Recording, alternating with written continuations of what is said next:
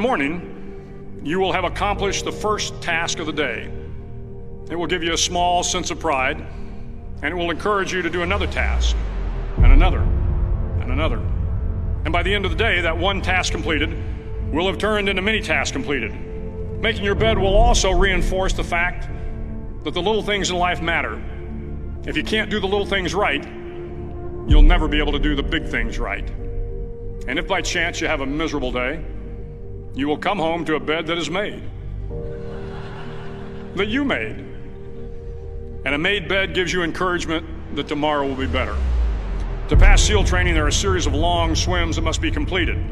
One is the night swim. Before the swim, the instructors joyfully brief the students on all the species of sharks that inhabit the waters off San Clemente.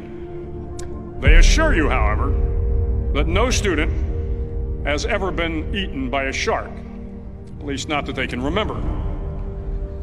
But you are also taught that if a shark begins to circle your position, stand your ground. Do not swim away. Do not act afraid. And if the shark, hungry for a midnight snack, darts towards you, then summons up all your strength and punch him in the snout, and he will turn and swim away. There are a lot of sharks in the world. If you hope to complete the swim, you will have to deal with them. So if you want to change the world, don't back down from the sharks. Over a few weeks of difficult training, my SEAL class, which started with 150 men, was down to just 42. There were now 6 boat crews of 7 men each. I was in the boat with the tall guys, but the best boat crew we had was made up of the little guys, the Munchkin crew, we called them. No one was over 5'5". The Munchkin boat crew had 1 American Indian, 1 African American, 1 Polish American, 1 Greek American, 1 Italian American, and 2 tough kids from the Midwest. They out-paddled, outran, and outswam all the other boat crews. The big men in the other boat crews would always make good-natured fun of the tiny little flippers the Munchkins put on their tiny little feet prior to every swim. But somehow these little guys from every corner of the nation and the world always had the last laugh, swimming faster than everyone and reaching the shore long before the rest of us. SEAL training was a great equalizer.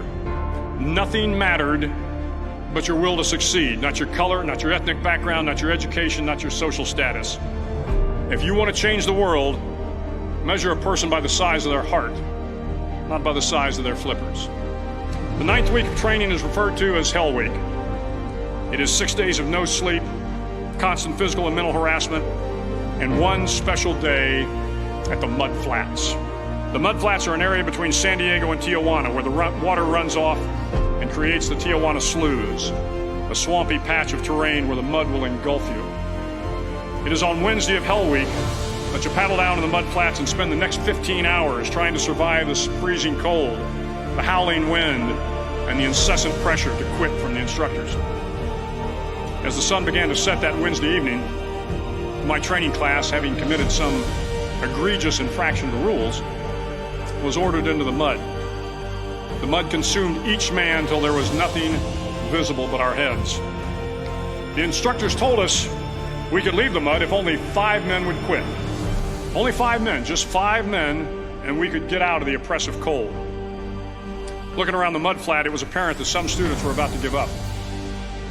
It was still over 8 hours till the sun came up. 8 more hours of bone-chilling cold. The chattering teeth and the shivering moans of the trainees were so loud, it was hard to hear anything. And then one voice began to echo through the night. One voice raised in song. The song was terribly out of tune, but sung with great enthusiasm. One voice became 2, and 2 became 3, and before long, everyone in the class was singing. The instructors threatened us with more time in the mud if we kept up the singing, but the singing persisted, and somehow the mud seemed a little warmer, and the wind a little tamer, and the dawn not so far away. If I have learned anything in my time traveling the world, it is the power of hope. The power of one person, a Washington, a Lincoln, King, Mandela, and even a young girl from Pakistan, Malala. One person can change the world by giving people hope. So if you want to change the world, start each day with a task completed.